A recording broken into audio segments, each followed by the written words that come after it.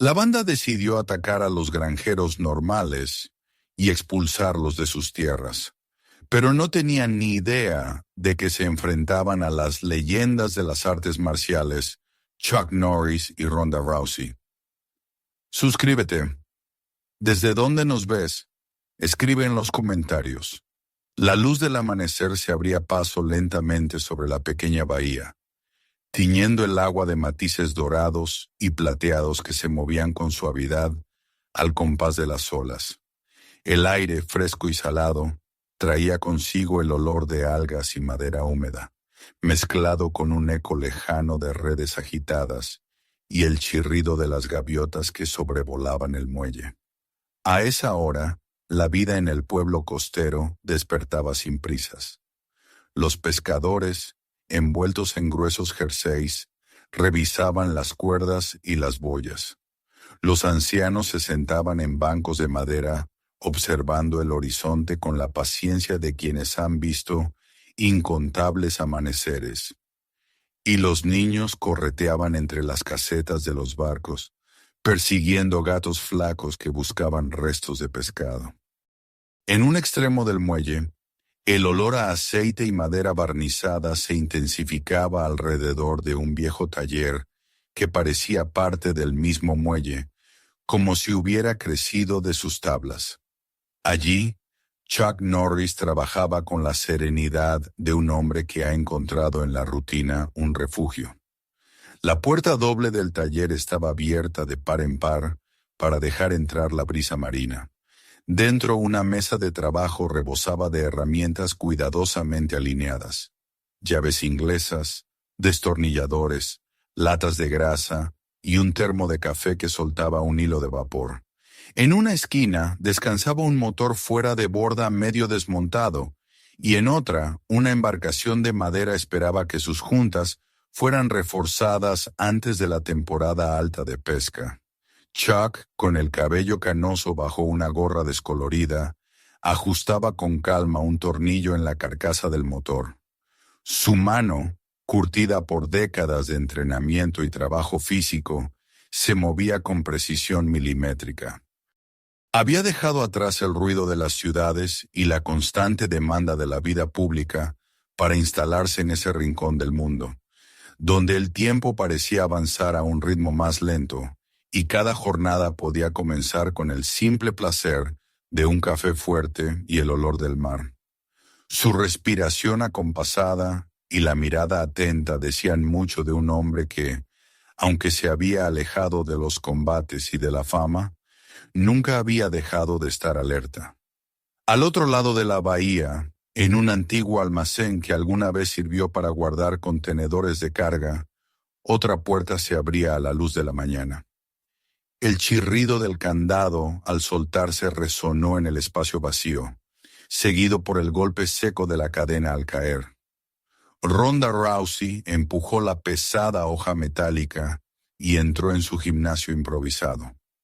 La luz de los fluorescentes parpadeó un par de veces antes de encenderse por completo, revelando un interior modesto pero funcional.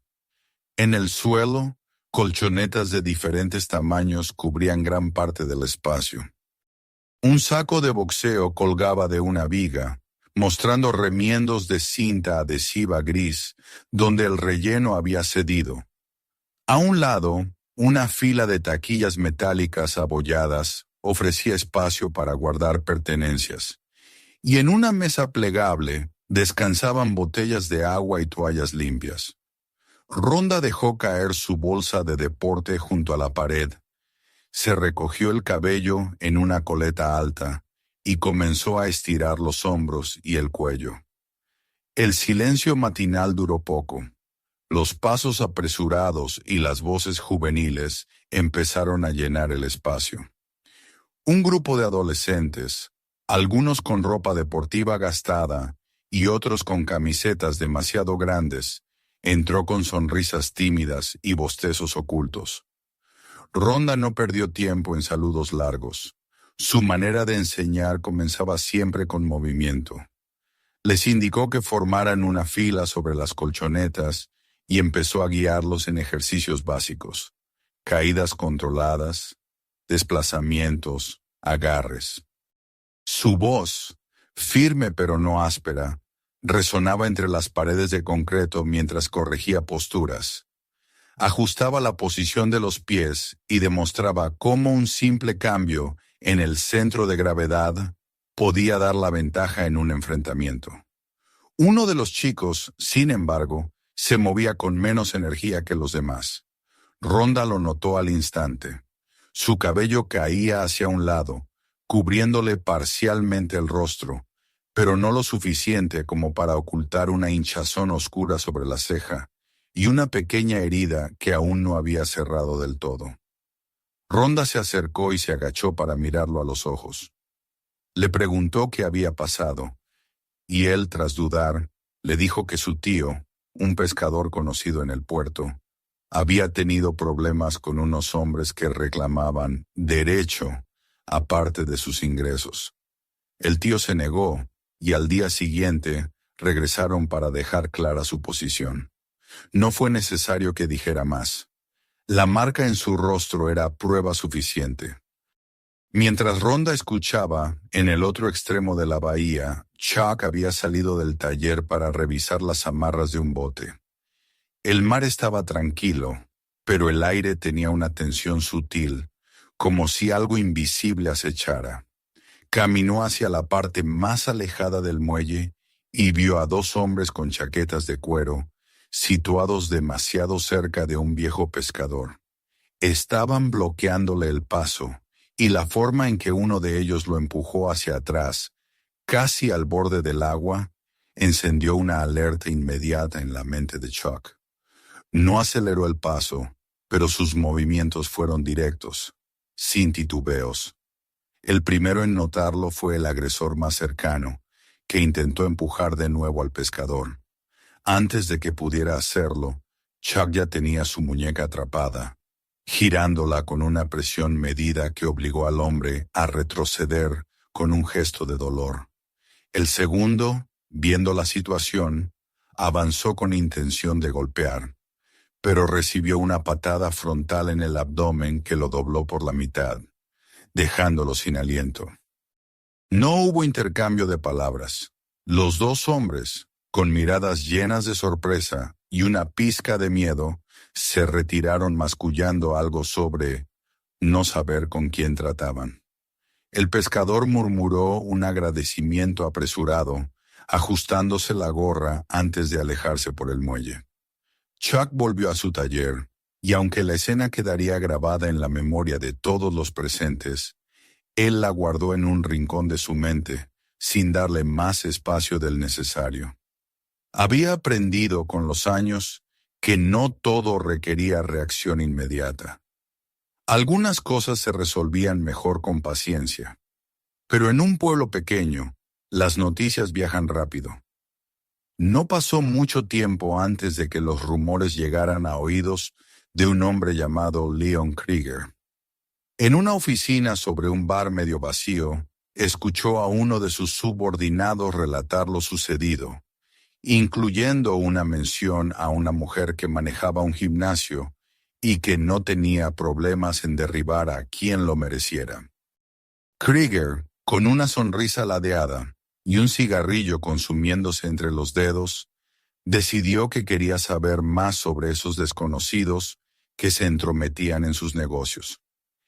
Esa tarde, mientras Rhonda limpiaba las colchonetas tras el último entrenamiento, pensaba en el chico herido y en que no era la primera vez que escuchaba una historia así desde que se había instalado allí. Al otro lado de la bahía, Chuck cerraba su taller y observaba el horizonte, sin sospechar que antes de que terminara la semana, la rutina tranquila que había encontrado en ese lugar estaría a punto de romperse. El murmullo de la marea golpeando suavemente contra los pilotes parecía guardar un secreto, y tanto él como Rhonda, aunque aún no lo sabían, estaban a punto de descubrirlo. La calma que aún quedaba en el pequeño pueblo costero comenzó a mostrar fisuras casi imperceptibles en los días que siguieron. El rumor de la intervención de Chuck en el muelle y las historias sobre una mujer que entrenaba a muchachos para pelear corrían de boca en boca. Algunos hablaban con admiración contenida, otros con un tono más cauteloso, pero en todos quedaba la sensación de que algo se movía bajo la superficie. Leon Krieger, en su despacho sobre el bar de siempre, no había olvidado el informe que le dieron, y sus ojos fríos calculaban cuándo y cómo debía enviar su mensaje. No era un hombre de reacciones impulsivas, pero tampoco dejaba que una afrenta quedara sin respuesta.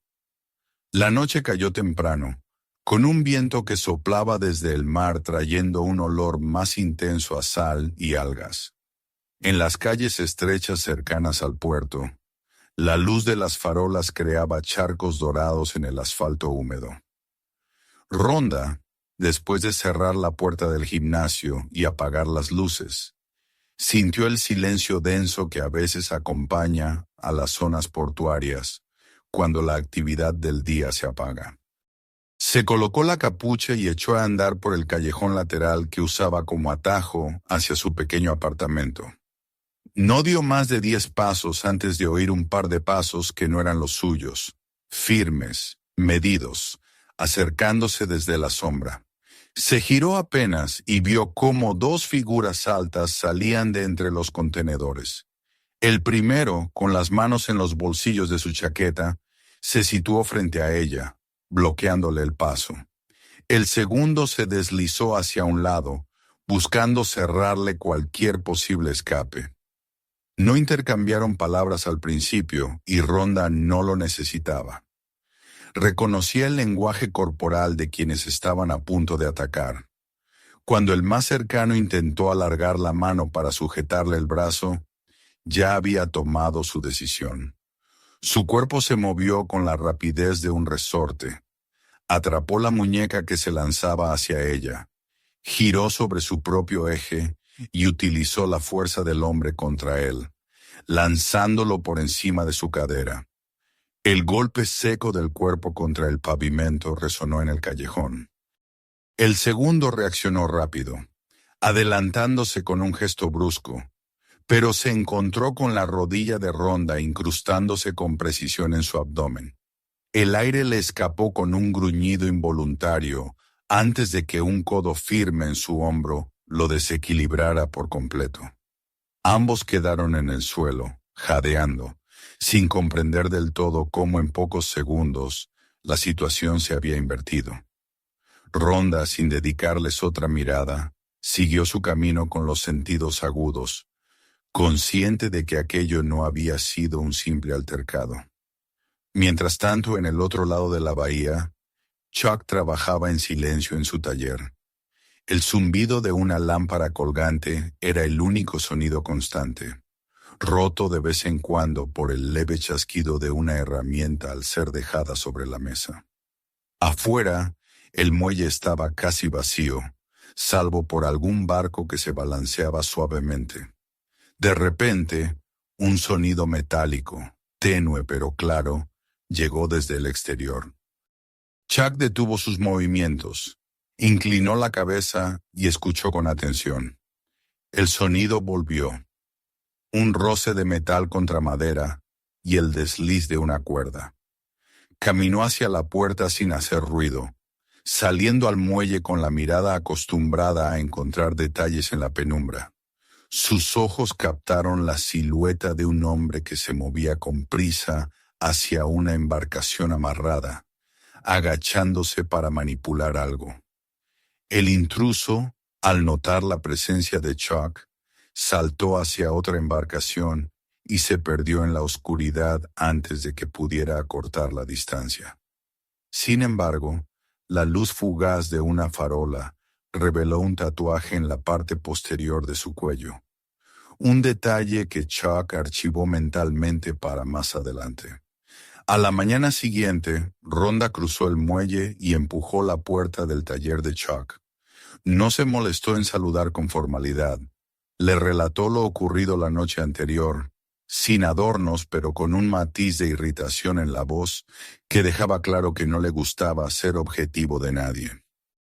Chuck la escuchó mientras ajustaba una pieza de madera, sin interrumpirla. Cuando terminó, él le contó sobre el intruso en el muelle y el tatuaje que había visto. Ninguno de los dos se mostró sorprendido por el relato del otro. Lo que sí les llamó la atención fue la rapidez con la que estos incidentes habían seguido al episodio con el pescador. Era obvio que alguien estaba tanteando sus límites. Esa misma tarde, Chuck decidió observar con más atención el flujo del puerto. Caminó con paso tranquilo, deteniéndose de vez en cuando para intercambiar saludos cortos o mirar la carga de algún barco. Sin embargo, su verdadero objetivo era ver quién se movía y cómo. Se detuvo en una cafetería cercana al mercado y pidió un café, eligiendo una mesa junto a la ventana.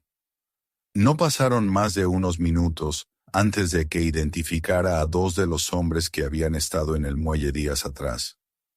Estaban en la acera opuesta, conversando animadamente con un sargento de la policía local.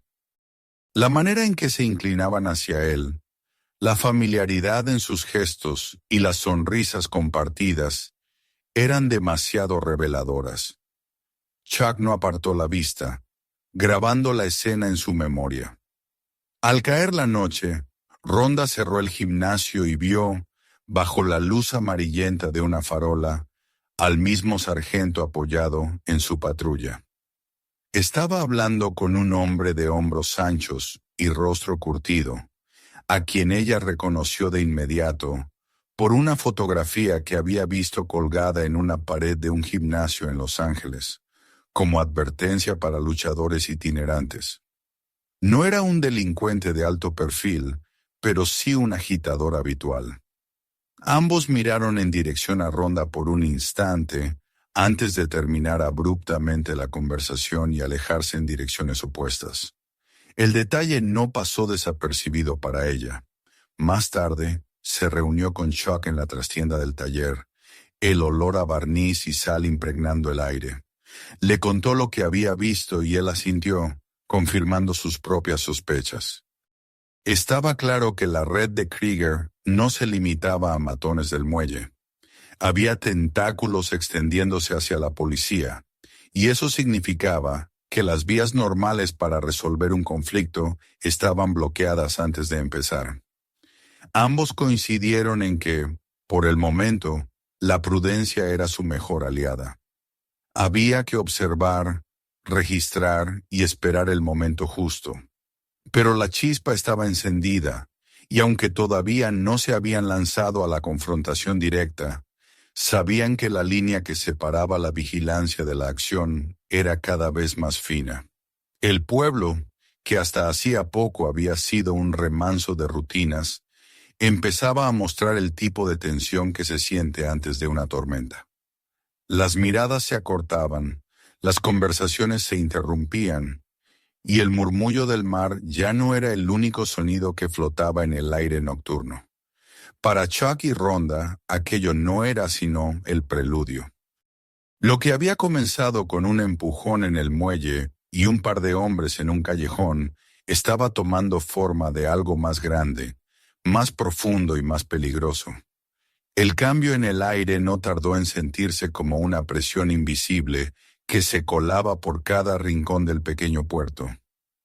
No era algo que se pudiera señalar con el dedo, pero estaba ahí, como una nube baja que oscurece el horizonte incluso cuando el sol todavía brilla. Al principio fue sutil, una conversación que se detenía de golpe cuando Chuck entraba en la cafetería, un saludo que se reducía a un leve movimiento de cabeza antes de que la persona desviara la mirada, o la forma en que algunos pescadores, que días antes intercambiaban chistes y comentarios sobre el clima, ahora se apresuraban a apartarse del muelle cuando él se acercaba. En el gimnasio de Rhonda, los padres que antes se quedaban a mirar las clases desde la puerta, comenzaron a esperar en sus coches con el motor encendido. recogiendo a sus hijos apenas salían, sin cruzar palabra más allá de un apurado gracias. El pueblo se estaba replegando sobre sí mismo, como un animal herido que se encoge para protegerse. Para Chuck y Rhonda, no era difícil entender lo que pasaba. Habían visto esa reacción antes, en otros lugares y con otras gentes, cuando el miedo se filtraba en las costuras de una comunidad. El problema no era solo el miedo a los hombres de Krieger, sino a las consecuencias de ser visto cerca de cualquiera que se opusiera a él.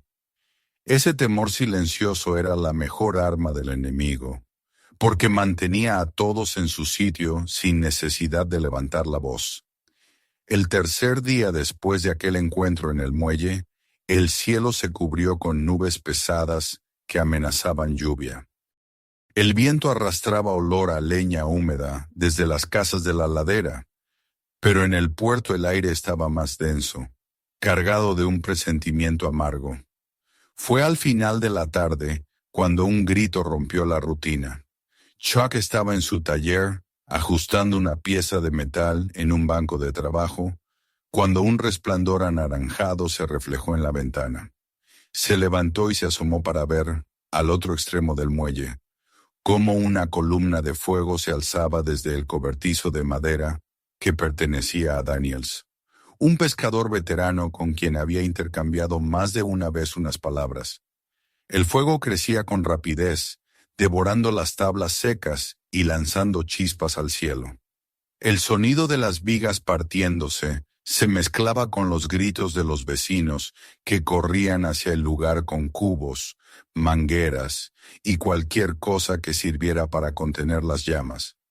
Chuck no dudó, salió corriendo, abriéndose paso entre la gente, mientras el calor se intensificaba con cada paso.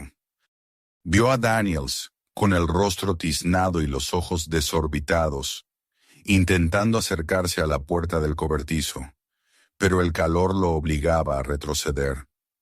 Entre el humo espeso, Chuck distinguió una silueta pequeña y agazapada junto a una pila de redes ardiendo. Un maullido agudo cortó el ruido del fuego. Antes de que pudiera moverse, una figura pasó veloz a su lado. Era Rhonda, que había llegado corriendo desde el gimnasio al ver el resplandor. Se cubrió la boca y la nariz con la capucha, se agachó y entró entre el humo. Unos segundos después salió tosiendo, con un gato asustado que se aferraba a su suéter. Chuck lo tomó de sus manos y lo entregó a una vecina, mientras Rhonda recuperaba el aliento con las manos en las rodillas. No hubo tiempo para palabras. Chuck se dirigió al viejo bombeo de agua del muelle, dando órdenes rápidas y claras a los que estaban cerca. Su voz, grave y sin un atisbo de pánico, organizó a la gente en una cadena humana, pasando cubos y dirigiendo el agua hacia los puntos donde el fuego amenazaba con saltar a los barcos cercanos. Los minutos se hicieron largos y agotadores, hasta que las llamas cedieron y quedaron solo brasas y un esqueleto carbonizado donde antes había un cobertizo. Daniel se quedó de pie, mirando lo que quedaba de su sustento. No dijo nada, pero sus ojos se cruzaron con los de Chuck, y en ese breve contacto estaba la certeza de que ambos sabían quién había estado detrás de aquello. La mañana siguiente trajo un silencio distinto. Frente a la puerta del taller de Chuck, los restos de una botella rota dibujaban un círculo de cristales sobre la madera. En el centro, colocada con intención, yacía una corvina muerta, su piel opaca y el olor fuerte impregnando el aire. Rhonda encontró lo mismo en la entrada de su gimnasio. El mismo tipo de botella destrozada, el mismo pescado colocado como una firma macabra. No era necesario ser un experto para entender el mensaje.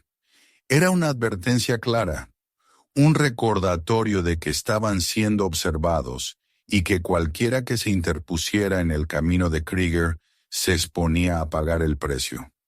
Esa noche, Chuck decidió que si ellos podían dejar mensajes, él también. Esperó hasta que la actividad en el puerto se extinguió y el eco de las risas de los bares se volvió lejano. Caminó en silencio por las tablas húmedas hasta el amarre donde reposaba el barco más grande de Krieger, una embarcación que no parecía hecha para la pesca. La revisó con la mirada acostumbrada a evaluar máquinas y con manos firmes comenzó a trabajar en su motor. No se limitó a causar un daño evidente. Desmontó piezas clave con cuidado, volviendo a colocarlas en su sitio de manera que todo pareciera intacto hasta el momento en que intentaran encenderlo. Cuando terminó, dejó las huellas del lugar tal como las había encontrado y desapareció en la oscuridad. Mientras tanto, Rhonda había reconocido a uno de los hombres que la atacó en el callejón días atrás y lo siguió por las calles más apartadas, manteniéndose a una distancia prudente. El hombre entró en un café pequeño y mal iluminado, donde en una mesa del rincón lo esperaba un sargento de policía. Desde la penumbra, Rhonda vio cómo el primero deslizaba un sobre la mesa. El sargento lo tomó con un gesto rápido, ocultándolo bajo la chaqueta, y continuaron conversando en voz baja. Rhonda levantó su teléfono y tomó varias fotos, asegurándose de capturar el momento y la hora. Se encontraron más tarde en el taller de Chuck, con el aire impregnado de olor a sal y barniz. Rhonda le mostró las imágenes en la pantalla, y Chuck escuchó en silencio, asintiendo. Luego, él le contó lo que había hecho con el motor del barco. Ninguno sonrió. No se trataba de venganza impulsiva, sino de equilibrar las fuerzas, de dejar claro que no estaban indefensos. Decidieron que a partir de ese momento reunirían todo lo posible: rostros, matrículas, grabaciones, cualquier prueba que atara a los hombres de Krieger con las fuerzas del orden que deberían detenerlos. Los días siguientes estuvieron marcados por esa tarea. Chuck, con un cuaderno siempre en el bolsillo, anotaba descripciones de vehículos y personas, lugares y horarios. Rhonda tomaba fotos discretas, grababa conversaciones desde la distancia y hablaba en voz baja con vecinos que se atrevían a compartir lo que sabían. Las piezas comenzaban a encajar, revelando una verdad tan evidente como preocupante. La operación de Krieger no solo era tolerada, sino que estaba protegida desde dentro. No había línea que separara a los criminales de quienes se suponía que debían detenerlos. La tensión, que antes era una corriente subterránea, se volvió una presencia palpable. Chuck la sentía en las sombras que parecían alargarse junto a los muelles al caer la noche. Rhonda la veía en los coches que pasaban lentamente frente a su gimnasio poco antes de cerrar. El aire estaba cargado de algo que no era solo miedo, sino la certeza de que se acercaba una confrontación. Y para ambos, aquella presión creciente no era un motivo para retroceder, sino la señal de que pronto llegaría el momento de actuar. El viento que venía del mar esa tarde traía consigo una humedad pegajosa y un olor metálico que parecía filtrarse en cada rincón del puerto. Las calles, aunque tranquilas en apariencia, estaban impregnadas de un silencio tenso, el mismo que Chuck y Rhonda llevaban días percibiendo como una advertencia muda. Después de las botellas rotas, el pescado muerto y el incendio en el cobertizo de Daniels, no quedaban dudas. Krieger no pensaba retroceder, y cada movimiento suyo estaba diseñado para hacerles entender que su paciencia tenía un límite. Sin embargo, la recopilación de pruebas, las fotografías, las matrículas y los testimonios en voz baja habían empezado a formar un cuadro claro. Ya no se trataba solo de hostigamiento o de un intento de intimidación. Se trataba de una red bien estructurada, protegida por quienes debían proteger al pueblo. Aquello no podía denunciarse a las autoridades locales, La corrupción era demasiado profunda. La confirmación de lo que sospechaban llegó una mañana, cuando Chuck recibió la visita discreta de un viejo conocido que trabajaba para un organismo federal. El hombre, vestido de civil y con la mirada de quien preferiría no ser visto en compañía de un viejo luchador, entró en el taller fingiendo estar interesado en reparar una pieza de motor. Mientras fingía examinar el objeto que Chuck tenía sobre la mesa, le susurró la información que cambiaría el curso de los siguientes días. Krieger estaba a punto de recibir una gran partida de armas. No serían descargadas en el puerto principal, sino en un antiguo almacén de procesamiento de pescado, en la zona más apartada de la costa, un lugar que llevaba años cerrado, pero cuyo muelle seguía operativo. La fecha estaba casi confirmada, menos de una semana. La magnitud del envío era suficiente para equipar a la mitad de sus hombres con armamento nuevo y pesado. Chuck escuchó con atención, sin interrumpir, mientras su visitante detallaba la ubicación y las pocas medidas de seguridad visibles desde fuera. La conversación duró apenas unos minutos, lo justo para que nadie sospechara. Cuando el hombre se marchó, Chuck permaneció de pie junto a la mesa, mirando el motor pero sin verlo realmente. Era consciente de lo que significaba esa información. No se trataba de un simple golpe contra la operación de Krieger. Era una oportunidad para desmantelar, al menos en parte, su capacidad de control. Aquella tarde, Rhonda llegó al taller con el cabello todavía húmedo por la ducha y un gesto de cansancio en el rostro. Chuck le transmitió lo que sabía sin rodeos. No hubo un instante de duda en su respuesta. Solo preguntó cuánto tiempo tenían para prepararse. A partir de ese momento, cada encuentro entre ambos se convirtió en una sesión de planificación. Utilizaron el pequeño despacho del gimnasio y la parte trasera del taller como lugares de reunión, donde extendían mapas y croquis del almacén. Chuck, que en su juventud había trabajado brevemente en ese mismo edificio, dibujó de memoria la disposición de las salas, los accesos, los pasillos estrechos y las plataformas elevadas desde donde se podía dominar visualmente gran parte del espacio. Señaló las entradas principales, las salidas laterales, los catwalks de metal que crujían bajo el peso, y los puntos donde la oscuridad ofrecía cobertura natural una vez cortada la luz. La división de tareas surgió de forma natural. Chuck se encargaría de la parte técnica, acceder de forma sigilosa, cortar la electricidad desde la caja principal y crear distracciones que les permitieran moverse con ventaja. Rhonda lideraría el enfrentamiento directo, aprovechando su velocidad y su capacidad de desarmar adversarios en espacios reducidos. Ambos coincidían en que, en un lugar como ese, la rapidez para neutralizar a los hombres de Krieger sería tan importante como el control de los movimientos y las salidas. Comenzaron a entrenar juntos cada noche, cerrando el gimnasio antes de lo habitual y utilizando las colchonetas para simular pasillos estrechos y emboscadas desde ángulos ciegos.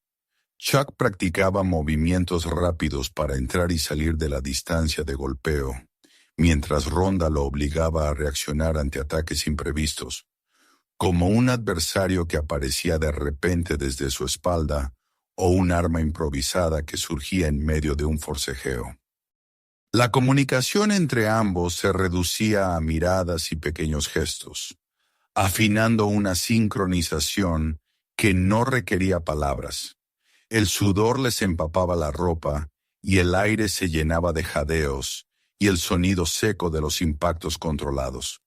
Mientras tanto, Chuck se dedicó a la observación nocturna del almacén.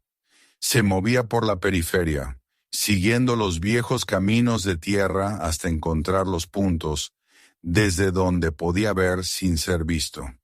Contó los vehículos que llegaban y salían, Observó los turnos de guardia, detectó las zonas donde el vallado estaba más deteriorado y anotó mentalmente los tramos de chapa metálica que podría abrir con poco ruido. Localizó la caja de fusibles en el interior, cerca de una columna central, y calculó el tiempo que necesitaría para dejar el lugar a oscuras. Ronda, por su parte, seleccionó a unos pocos de sus alumnos más constantes y les dedicó sesiones especiales bajo la excusa de entrenamientos avanzados. Les enseñó técnicas simples para zafarse de agarres, neutralizar un arma blanca y escapar de un cerco, sin explicarles el verdadero motivo. Además, revisó y preparó su pequeño arsenal personal: guantes con refuerzo para mejorar el agarre, bridas plásticas para inmovilizar, una linterna de alta potencia capaz de cegar temporalmente a cualquiera en un espacio cerrado, y ropa oscura que no limitara sus movimientos. A medida que los días pasaban, el plan se volvía más preciso. Entrarían por la puerta lateral menos vigilada.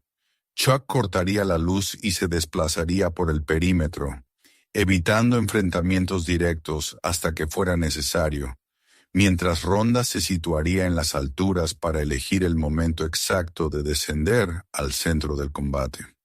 Cada paso estaba pensado para maximizar el factor sorpresa y reducir el riesgo de quedar atrapados.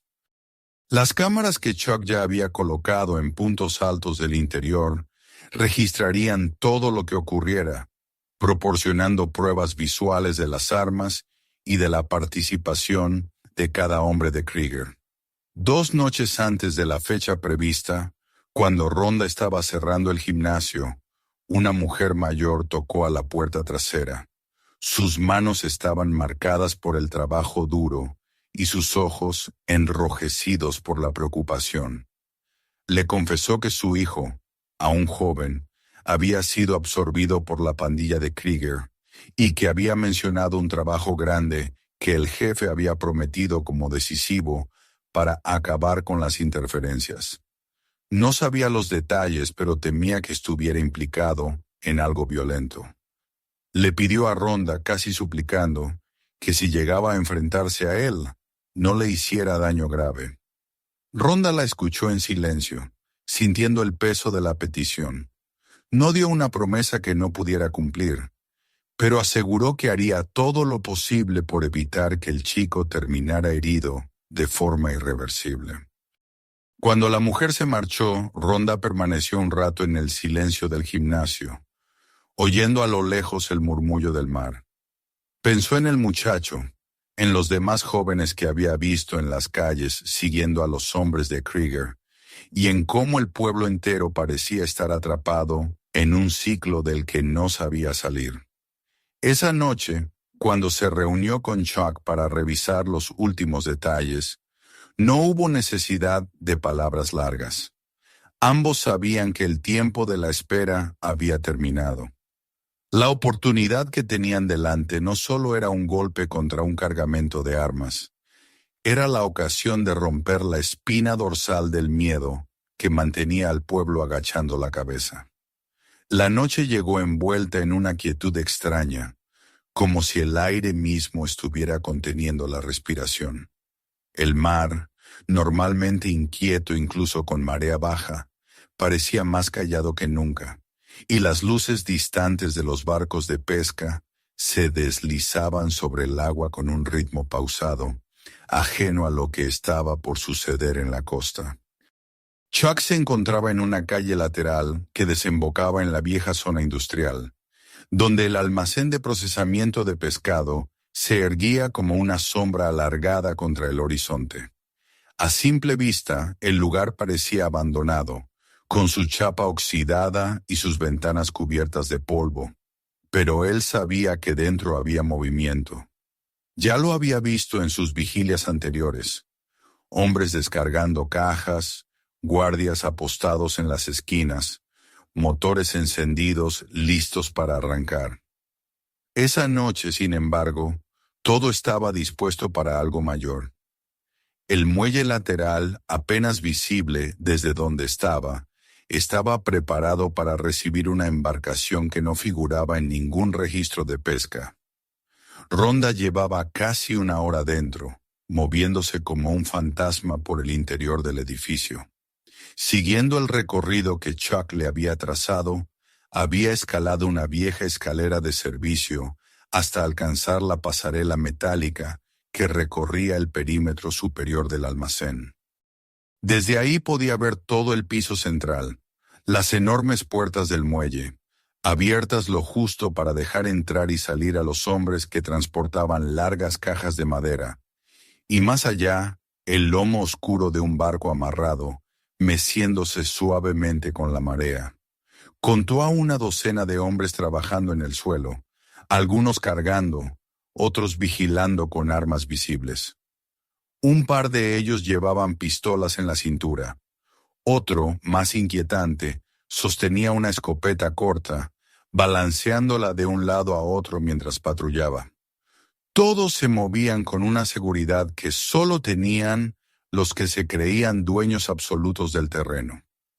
Chuck aprovechó el momento en que dos guardias del perímetro se detuvieron a conversar para deslizarse hacia el lateral del edificio. La chapa crujió apenas cuando forzó la puerta de servicio con un giro experto de la herramienta que llevaba. Dentro, la oscuridad era casi total, rota únicamente por la luz lechosa que se colaba desde el área principal. Avanzó pegado a la pared, moviéndose entre columnas y restos de maquinaria olvidada, hasta llegar a la caja de fusibles junto a una columna central. Levantó la mano y esperó, sabiendo que Rhonda lo estaría observando desde su posición elevada. El gesto fue breve pero claro. Rhonda se inclinó hacia adelante, tensando el cuerpo como un resorte, y Chuck bajó la palanca principal. En un instante, el almacén quedó sumido en una oscuridad espesa, y el murmullo de voces se convirtió en una cacofonía de gritos y órdenes confusas. Los pasos retumbaron sobre el cemento mientras algunos buscaban linternas o encendían encendedores, el chasquido metálico de las armas resonando en la penumbra. Rhonda no perdió tiempo. Se dejó caer desde la pasarela, aterrizando en silencio tras uno de los hombres armados. Con un movimiento rápido, rodeó su cuello con el brazo y aplicó la presión justa para dejarlo inconsciente en pocos segundos. Lo bajó al suelo con cuidado para no hacer ruido y se lanzó hacia la siguiente sombra. A unos metros, Chuck se acercó a un hombre que trataba de encender una linterna. Un golpe seco en el antebrazo hizo que el aparato cayera y rodara, seguido por un codazo preciso a las costillas que lo dejó arrodillado y sin aire. Las órdenes empezaron a elevarse, y un destello repentino iluminó parte del espacio cuando alguien encendió un generador portátil. La luz dura y blanca reveló el caos. Hombres mirando en todas direcciones, algunos ya con las armas levantadas, otros tropezando con las cajas en la confusión. Chuck, sin apartar la vista de su entorno, avanzó hacia el primero que se atrevió a cargar contra él. El hombre blandía una barra metálica, y el choque contra el antebrazo de Chuck resonó como un golpe de campana. Con un giro y un golpe de talón certero en el muslo, lo hizo caer de rodillas antes de rematarlo con un puñetazo en la mandíbula. Al otro lado, Rhonda se movía como un torbellino entre tres atacantes. Esquivó un golpe de bate agachándose y, aprovechando el impulso, lanzó a su adversario por encima de la cadera. El segundo intentó agarrarla desde atrás, pero recibió un codazo que lo dobló hacia un lado, y el tercero cayó cuando Rhonda barrió sus piernas con un rápido movimiento. Un estampido seco rompió el estruendo. Un disparo que hizo saltar astillas de madera junto a la cabeza de Chuck. Agachándose de inmediato, rodó tras un montacargas y localizó al tirador. Un hombre atrincherado cerca de la puerta de carga, con la pistola apuntando hacia él. Sin dudarlo, Chuck tomó una cadena que colgaba de la máquina y la lanzó hacia las piernas del hombre. El proyectil improvisado lo hizo perder el equilibrio, y el arma se deslizó lejos. Fue entonces cuando una figura más imponente que el resto apareció en el marco de la gran puerta. Su porte autoritario y su expresión endurecida lo delataban incluso antes de que su voz retumbara por el almacén. Krieger avanzó con una pistola en la mano, gritando insultos y amenazas. Ronda se cubrió tras una columna, mientras 2 disparos rebotaban contra el metal, las chispas volando a centímetros de su rostro. Chuck aprovechó ese instante para acortar la distancia en 3 zancadas largas. Atrapó el brazo armado de Krieger, torciéndolo con fuerza hasta que el arma cayó al suelo, y lo golpeó con todo el peso de su cuerpo en el abdomen. Krieger se dobló, pero Chuck lo mantuvo erguido lo suficiente como para empujarlo contra el marco de acero de la puerta. 2 hombres intentaron huir por la salida lateral, pero Ronda les interceptó. El primero lanzó un golpe desesperado que ella esquivó con un paso lateral, atrapando su muñeca y girándola hasta que el dolor lo hizo soltar la navaja que llevaba. El segundo intentó pasar corriendo, y Ronda lo agarró del cuello de la chaqueta, usando su propio impulso para lanzarlo contra la pared. En segundos, ambos estaban en el suelo, fuera de combate. La resistencia se fue apagando poco a poco. Los gemidos y respiraciones entrecortadas reemplazaron al ruido de golpes y disparos. Chuck, aún sujetando a Krieger, lo empujó al centro del espacio, forzándolo a arrodillarse. Ronda se situó a su lado, barriendo con la mirada el lugar para asegurarse de que no quedaban amenazas activas. Desde las alturas, las pequeñas cámaras que Chuck había instalado grababan cada detalle. Las cajas abiertas, las armas visibles, los rostros de los hombres vencidos. El ruido de motores acercándose llenó el aire. Luces de faros atravesaron la entrada del muelle, proyectando sombras largas. Cuando las figuras emergieron de la oscuridad, no eran refuerzos de Krieger, sino agentes federales, armados y con chalecos, avanzando con pasos seguros. Entraron ordenando a todos que se mantuvieran en el suelo, inmovilizando a los que aún podían moverse. Las bridas plásticas crujieron al cerrarse sobre las muñecas de los detenidos, y los insultos de Krieger quedaron ahogados entre las órdenes firmes de los agentes. Uno de ellos se acercó a Chuck y Ronda, mirándolos con una expresión que no revelaba nada, y dijo simplemente que se encargarían a partir de ahí. Chuck soltó al jefe de la banda y dio un paso atrás, observando cómo lo levantaban para llevarlo hacia un vehículo que esperaba afuera.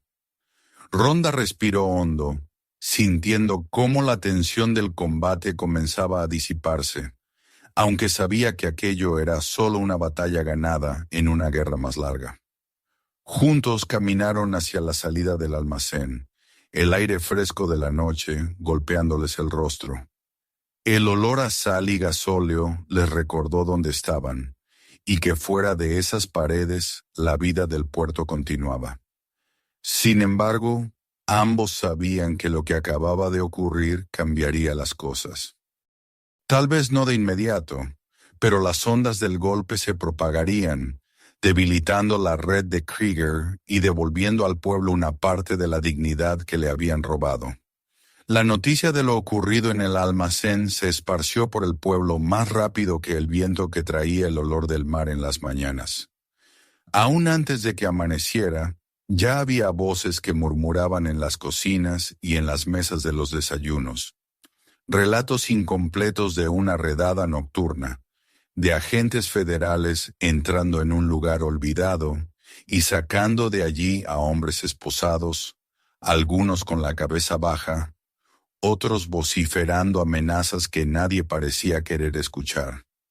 Entre esos nombres, el de Krieger se repetía con una mezcla de incredulidad y alivio. Durante años había sido una presencia intocable, una sombra que no necesitaba mostrarse para imponer silencio. Y ahora decían, había salido con las manos atadas y el rostro marcado por la derrota. Chuck se levantó temprano esa mañana, como siempre, pero esta vez con un dolor sordo en los hombros y las articulaciones. Recuerdos físicos de la pelea de la noche anterior. Permaneció un momento junto a la ventana de su pequeño dormitorio, observando cómo la niebla matinal se levantaba lentamente del agua, dejando ver el reflejo dorado del sol sobre la bahía. El muelle estaba más tranquilo de lo habitual. Los pocos pescadores que se aventuraban a salir lo hacían con un aire cauteloso, como si aún estuvieran midiendo el nuevo pulso de la calle. Rhonda llegó poco después, empujando la puerta del taller sin golpear, con el cabello recogido y una tirantez en el hombro izquierdo que trataba de disimular. No intercambiaron muchas palabras. Bastó una mirada para saber que ambos estaban repasando mentalmente lo vivido. A media mañana, el movimiento en el pueblo cambió de tono. No eran los coches de siempre los que recorrían la calle principal, sino varios todoterrenos negros con lunas tintadas y un paso decidido. Los agentes federales, ahora visibles a plena luz del día, no se limitaron a caminar.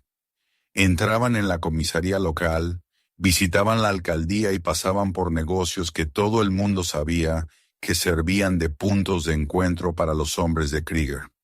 No había exhibición innecesaria, pero sí una determinación que imponía respeto. Lo que habían iniciado en el almacén no era solo la captura de un hombre, sino el desmantelamiento de una estructura que llevaba demasiado tiempo incrustada en el tejido del pueblo. Chuck y Rhonda permanecieron al margen de esa fase. Sabían que su papel había terminado en el momento en que entregaron, aunque de forma implícita, el control de la situación a las autoridades competentes.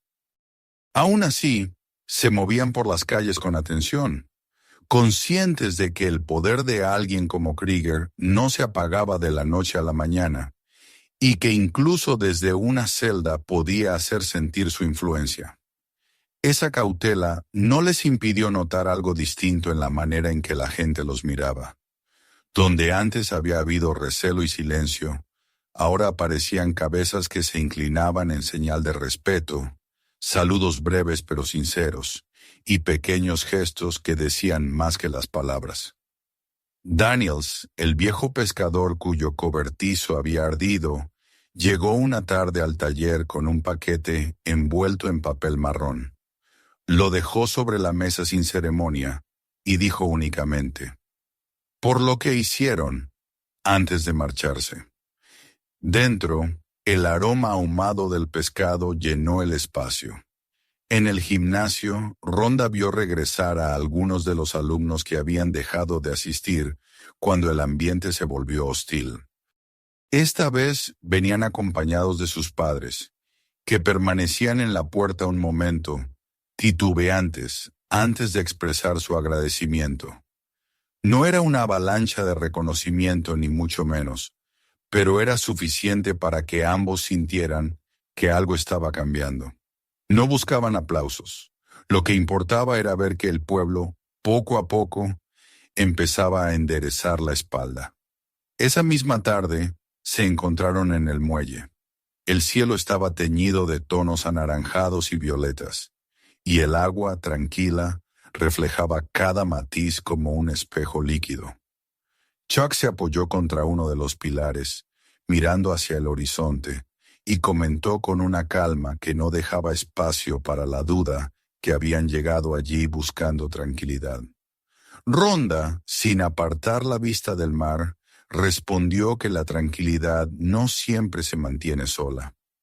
No hubo más que decir. La línea que habían trazado estaba clara, y ambos sabían que la defenderían si era necesario. Los días siguientes fueron una mezcla de rutina y espera. Chuck volvió a sus reparaciones, al olor de la madera y del barniz, a la satisfacción silenciosa de devolver la vida a un bote que parecía perdido. Rhonda retomó sus entrenamientos con la misma exigencia de siempre, y el gimnasio, sin estar lleno, volvió a tener la energía que había perdido. A medida que la presencia de los federales se reducía, el pueblo empezaba a respirar de otra manera.